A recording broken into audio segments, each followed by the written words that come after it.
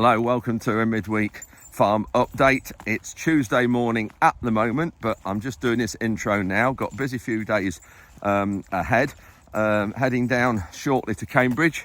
There's a chemical company called Adama, don't know how you quite pronounce it, Adama I think, and they have every year what they call a think tank session, and there's a few farmers join them. We have a full, sometimes we go around the farm, which we're doing this afternoon, but we have a full meeting afterwards about the state of the industry, the markets, crop prospects, how things are looking, what chemicals we think we're going to be using, diseases, whole thing, and then overnight stay and then leave tomorrow morning. And then so we're doing that today near Cambridge, and then tomorrow I'm driving down to Kent where I'm hosting the Kent Farming Conference. So by the time you see this, I think I'll try and get it loaded before. I'm not quite sure yet, depends what time I've got the next day or two, but that's what I'll be doing over the next couple of days, and then coming back Thursday. Just before I get into a few little things, one thing I did want to touch on is Morrison's. There's quite a lot of activity on social media about Morrison's, negativity about Morrison's I suppose you'd say, and calling them turncoats and they're not supporting the industry. Well, they really are. I can't say too much. There is lots and lots going on in the background. Trust me, lots. What you see from us, our group on social media, what we put out, is not by any means all of what's going on. Probably only half of it. There's lots going on in the background.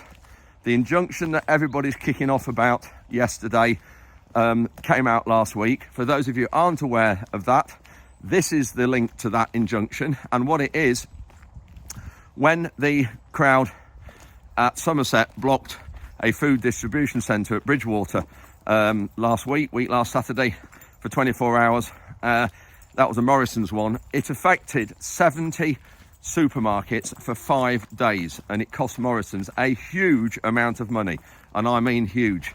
And they then had got another, they'd had spoken to another group who were active and going to do something else, so that had to trigger doing something, so that's why they got this injunction. And it's not supermarkets, it's the food distribution centres dotted around the country, and if you go on that link I've just put up, you'll see where they are dotted around the country. So the supermarkets that we visited with tractors last Friday, that's fine, that's all peaceful, no disruption was caused. I've chatted to the public, chatted to the shoppers, really, really brilliant. And that, I'm going to put up some of the clips from that today in this update, but that was really, really well received. All peaceful, no obstruction to any of the public, and we didn't receive any negative comments at all. Very, very choice, colourful language from some very well-to-do ladies at Waitrose.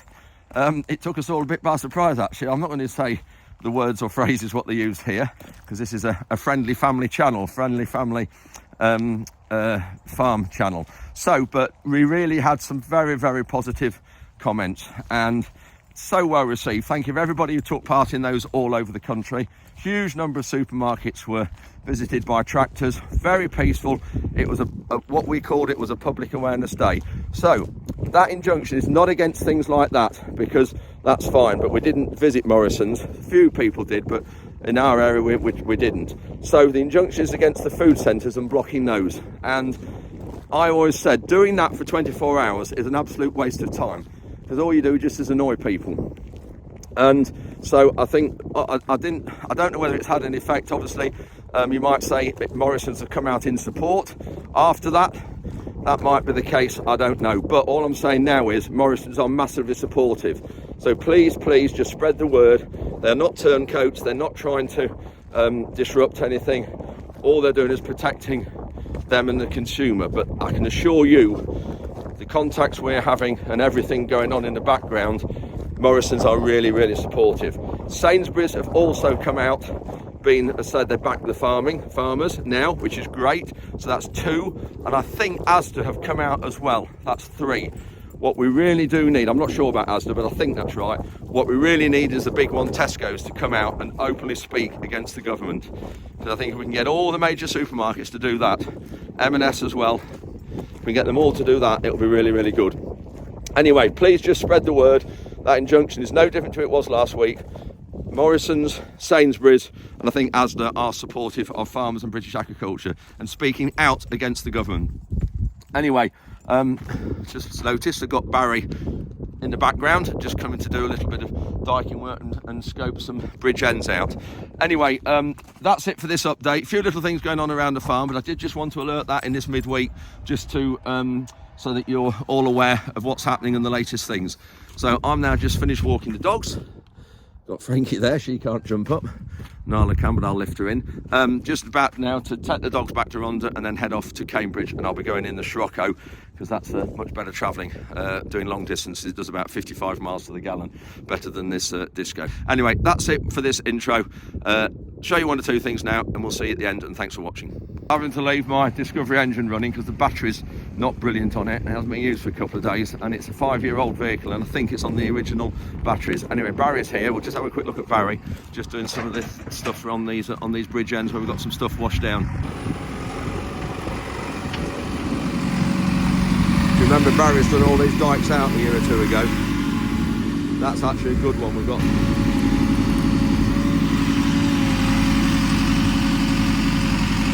There's a heap of sugar beet there if you remember. I'm getting an Arctic with a trail around here. There wasn't hardly enough room. I've just pushed this bank out a bit, so I just wonder whether Barry ought to be pulling this back.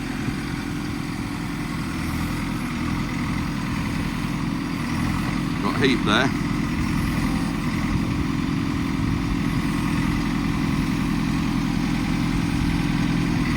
It's amazing this was all done out 2 years ago, this stretch was, but look at the heaps that washed around. So now Barry's going to go and have a drive around all of them. Just left Barry down there. Just wanted to show you this quick before I get off to Cambridge.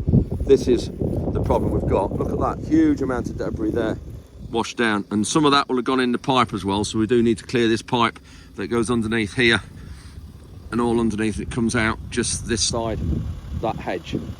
So we do need to clear that, and all this stretch just here, you'll see all the way through here how bad it is. There's a pipe. In Sunday's update, I'll be covering some drainage jobs. We had DMJ Drainage, the company we use near Boston. They came with a camera the other day to put up some drains and just investigate some of these wet holes. And I'm just going to show you now where this pipe comes out underneath this heap of soil. There's a concrete little beet pad there. We don't use it anymore for sugar beet. Look at that. You can see that pipe's got partly blocked, so it needs to clear this out here. This is the Scirocco. Tom's just very kindly washed it for me quick. Lovely little car. It's got the Volkswagen DSG Auto gearbox. Bought it about 5 years old, and I think we've had it 5 years. It's 10 years old now, but brilliant for long distance journeys. I say it's quick, very economical, lovely to drive, lovely little vehicle. It's just a pity they don't make these Sciroccos anymore. So yeah, this is my hairdresser car. When we got it, the unusual thing about it is it's got two-tone interior, which I've never seen that in a Scirocco before, but really nice. I do like lighter coloured interiors, and it's got the sunroof as well, so it doesn't open. Oh, it does open, that one, it just tilts. But yeah, lovely little car. Right, I am finally heading off to Cambridge. Like you need one. And then we put in a session at the end, which we didn't do last year, just industry discussion and workshop, and I think that's Mel was keen to have that in there just to try and understand the challenges that you face. We've got a few things that we want to ask you as well, and I know normally there's really good discussion, so hopefully that'll be a good session for everybody. And then we're back to the cricketers for dinner and overnight accommodation for those of you that are coming back to that. Varieties, very vigorous in its growth. If you drill it too early, it does just get too high. We had some, it was on that field next door, and actually the frost had sort of settled it down. We're just having a look at some wheat now at this farm. Just thought interesting to see here. Got a telephone mast nearby. This is what they're like when you see them in the distance. These are the mobile masts that are dotted around the country. You can see the height of the trees. This is a really great location because it's on a hillside, just completely higher than anything else. And you see there what it's like, and that's what the masts are like at the top. That's what they're like compared to the vans. And now back in the yard, I'm just looking at the sheep.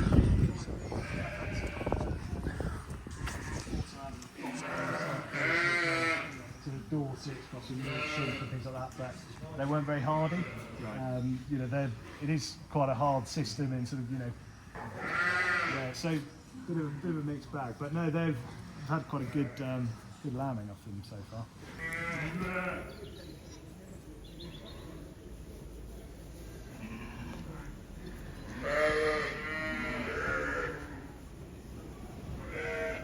Fortunately for us, Europe is considered a key market for Adama's business. You know both the AIs, works very well together. We've got cereals on it, including oats. So we've got oats on the label as well, and we got oilseed rape. Really good product, a flowering spray oilseed rape. So it's on Skyfall. This was in 23. Starting without TEB, so untreated at T0, but a big reduction from it, and with the TEB even better. Up against Astra, you know, we've got the edge there.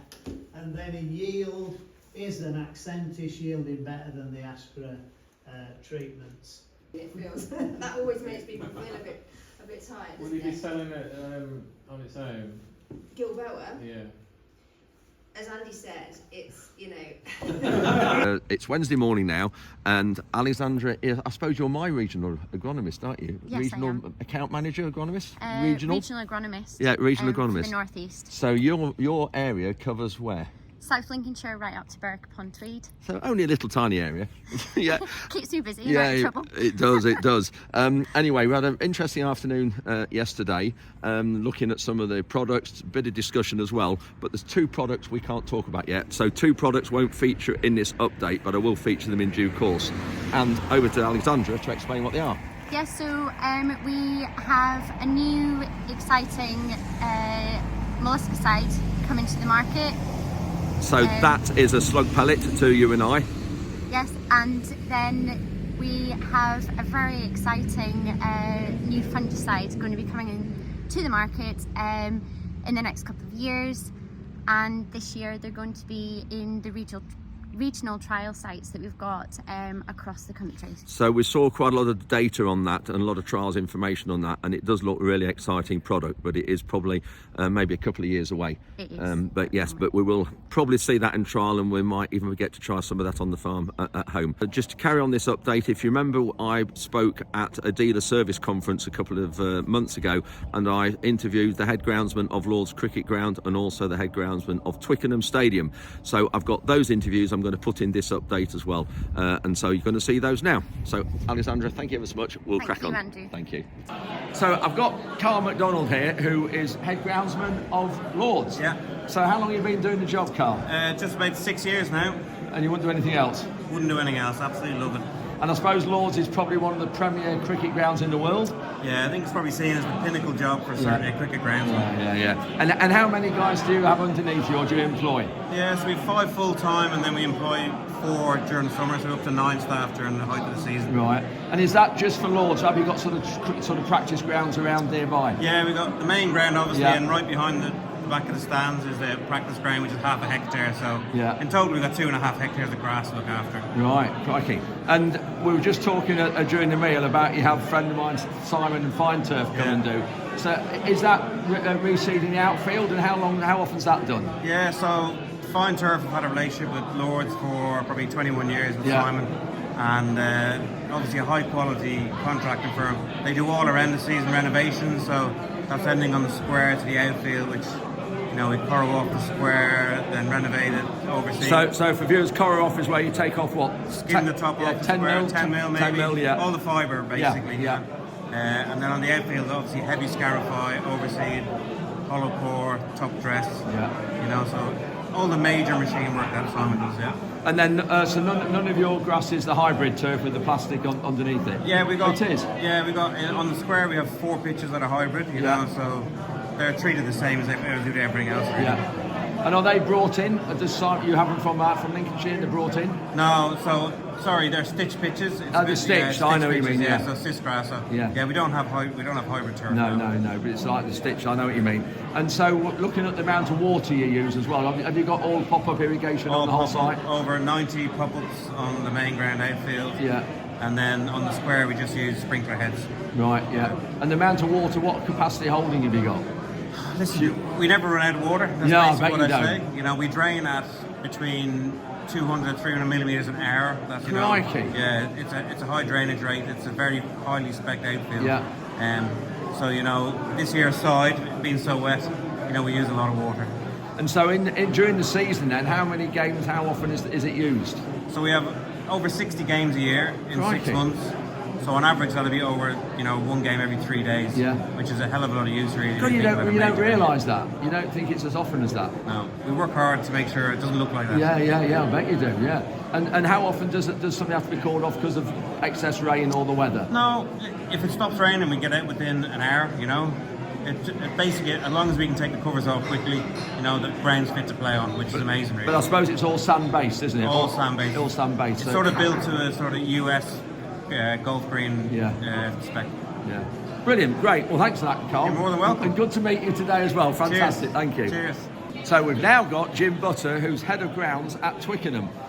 So Jim, how many years you've been doing the job? So in total 27 years it's been a career from school. Right, oh crikey, yeah. Yeah. And how many years at Twickenham?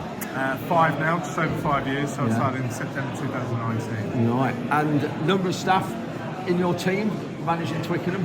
So I've got 4 underneath myself. Yeah. We actually expand a little bit, so we've got a casual staff pool of about 4 or 5. Yeah. Volunteers on match days. So on a typical match day, we could be up to about 12, 13 by the time we finish. Can you really? And so I think we were saying, was it Twickenham's about 13 acres? Yes, It's- 12 acres. that's the whole is total site. Yes, Yeah, yeah. whole site 12 acres. And the size of the actual grass or the turf that you're looking at? 1 hectare. Right, Yeah, very precious turf. yeah. Very iconic turf. So yeah, no, we're 9,220 square metres if we're going to be damn good. Right, yeah, brilliant. And then looking at the grass and everything, we're saying it is hybrid, and Yes. you grow it on site. It's not brought in as such. You actually do it on site every year. Yeah, that's correct. Yeah, so Yeah. we're a hybrid construction, Yeah. and then after every season, we essentially strip the vegetation So off. sorry, hybrid, just for everybody's benefit, that's like a plastic mat, isn't it, laid underneath with sand Yeah, on top? so essentially a hybrid. So we're a sand construction, and we Yeah. have essentially we have plastic woven into it, so Yeah. it's stitched into it. Yeah. We have around 20-25 mil exposed on the surface, and then with that we stitch into that with our seeding. We drill into the seeds. So the 25 mil sand. We have it's 100 mil of upper root zone, Yeah. 200 mil of lower root Yes. zone, gravel raft underneath Yeah, that. gravel under that. Then the gravel, then the drainage pipes. So is the whole lot laid on a gravel bed? Yes, Yes. correct. Yeah. Yeah. So it's all about movement of water. Yeah, that's what sure. we're Yeah, after. yeah. So essentially, the fibre exposed at the top is 25 millimetres. Yeah. We seed into that top Yeah, surface. We kind of pretty much run at 30 millimetres as our grass height cut. So yeah, we're 3% on the surface is artificial, 97% natural. So 30 mil, I think probably a football pitch. Is that a bit shorter than that? It is. I mean, that Well, ranges from 90 to 25 Yeah, mil. that's what I thought. So we're a little bit longer than that. The reason we're a little bit longer, 2 reasons. Number one, I think it's more down to traction. So Yeah. we're not actually worried about ball roll. 'Cause No. obviously it's an oval ball. Yeah. It doesn't roll particularly Yeah, well. And there's no design for it to be on the surface. But for us, it's for the players and the traction. So in a year then, you reseed the pitch once a year? Correct. Yeah, and then how many times will the pitch be used in a year? So we're around anywhere between sort of 25 and 35 usages. Those 25 and 35 usages, though, that won't be just typically just a great game of rugby, which will be 80 minutes. Yeah. We'll have the warm-ups, we'll have captain runs the day before that, so both teams get the opportunity to do captain Ah, runs the day so- before. And if we, for instance, another option is if we're looking at, if we're doing like a schools festival Yeah. or a schools game, Yeah. that'll be used for like 6-7 hours for the entire day. So we could have anything up to maybe 600, 700, 800 kids will essentially be playing rugby on that for Yeah, the entire day. So it gets, although it's not a high amount of numbers Yeah. in terms of the events, it's high amount of usages Yeah. in terms of people on the pitch Yes. in those events. It's a lot. It's high usage then. Yeah, it is. And then obviously it's about water movements as well. So when you get a lot of rain and a lot of water, get the water through as quick as you can. Yeah, so yeah, that's correct. So I mean, we're typically quite a conventional sand-based construction.